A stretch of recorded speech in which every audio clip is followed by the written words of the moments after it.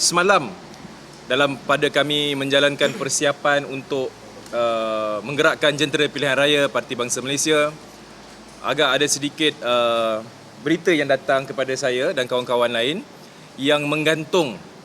Sebelum itu saya nak perkenalkanlah diri saya. Nama saya Nur Hizwan Ahmad. Saya adalah Setiausaha Agung Parti Bangsa Malaysia. Ya. Tapi semalam ini saya mendapat berita bahawa ada satu posting oleh bekas Presiden Parti Bangsa Malaysia, Datuk Lee Riseng, yang mengatakan bahawa kedudukan saya sebagai Setiausaha Agung digantung atas sebab yang dinyatakan antara lain saya mengadakan mesyuarat majlis tertinggi yang dilakukan tanpa dimaklumkan kepada beliau. Beliau cuma tahu selepas itu. Jadi sebenarnya tuan-tuan dan puan-puan, pada saya ini salah satu yang saya sebut sebagai publicity stunt.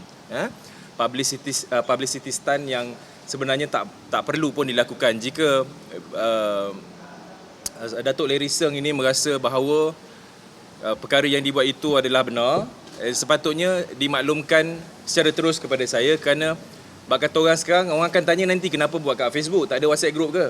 Jawapan saya ada. Kita ada WhatsApp group dan saya ada, semua ahli majlis tertinggi pun ada, dan semua notis asal awal untuk menjalankan apa saja aktiviti ada. Cuma terpulanglah nak datang ke tak nak datang mesyuarat yang kita adakan. Saya anggap sebagai perbuatan sabotaj. Saya tak tuduh perbuatan sabotaj. Jadi kenapa kena tanya orang yang buat lah? Saya tak tahu. Semua kita tak nak mengalihkan tumpuan kita kepada persiapan. Ni sambil kita buat kerja, bunyi tangga, bunyi orang bertukang. Ini persiapan lah tengah buat. Jadi kita tak nak lari pada fokus itu. Jadi kenapa tu kena tanya sendiri tuan punya badan? Dia masih lagi ahli parti. Ya, ada tadi saya tunjuk, saya ada rekodnya. Dia masih lagi ahli parti. Tidak dipecat, tidak dibuang. Cuma kita harap kalau nak betul-betul menerangkan keadaan, kalau nak dapat explanation, sebenarnya semalam Timbalan Presiden telah mengeluarkan notis sesuai dengan perlembagaan juga. Sesuai, semua perkara yang kita buat adalah menurut perlembagaan parti. Ya? Jadi kita mintalah Datuk Lee Riseng untuk hadir. Notis 7 hari, daripada semalam ialah 3 hari bulan. Jadi minta hadir dan kita bincang sama-sama lah cara orang dalam parti, cara disiplin dalam parti dan cara yang betul untuk menguruskan parti. Yang saya baca dan saya maklum, itu masalahnya bila kita tak terima notis bertulis. Yang kita terima adalah screenshot daripada WhatsApp. Ya? Screenshot daripada WhatsApp. Saya nak bertanya dalam tu pun tak boleh, mungkin sebab dah kena blok lah. Saya nak tanya pun tak boleh, kalau boleh saya nak tanya kan. Tapi saya pun tak faham. Saudara Zakaria pun tak tahu kenapa dia digantung. Yang saya tahu, kami ni digantung dari jawatan lantikan itu. Jadi kena tanya, tapi tak boleh tanya, nak tanya pun buat apa? Tak valid. Tindakan peribadi yang dilakukan oleh sesiapa pun bukan di dalam kawalan kita. Saya tak boleh bertindak dan bergerak hanya kerana gangguan-gangguan seperti inilah. Tapi yang saya boleh maklumkan bahawa parti kita, Parti Bangsa Malaysia, pada hari ini telah bersedia untuk berdepan dengan pilihan raya. Okey, dan saya buat sidang media hari ini untuk menjawab itu, dan jawapan itu sudah selesai. Apa yang hendak dilakukan oleh orang lain di atas kapasiti individu itu terpulanglah pada individu tersebut. Buatlah apa nak buat. Tak ada masalah. Kita tak ada hak pun nak menghalang. Ini negara demokrasi.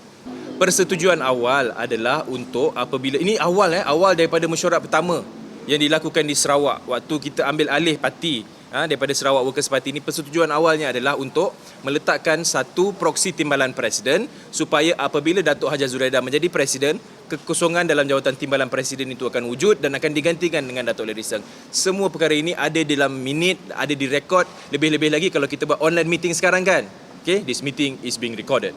Begitu. Semuanya kita ada. Jadi sebab itulah saya rasa saya tak nak tunjuk macam-macam dan terlalu banyak. Nanti orang confuse. Cukuplah penjelasan yang kita dah buat tu. Well, kita ada undang-undang. Negara ada undang-undang dan semua orang ada pilihan macam-macam. Dia nak file injunction ke, parti nak file injunction ke, apa-apa pun terpulang kepada individu. Sebab itu saya rasa perkara ini sewajarnya tidak dipanjangkan dan mendatangkan kekeruhan, kekeliruan di kalangan ahli. Sebaik-baiknya datanglah mesyuarat. Tak jauh. Kalau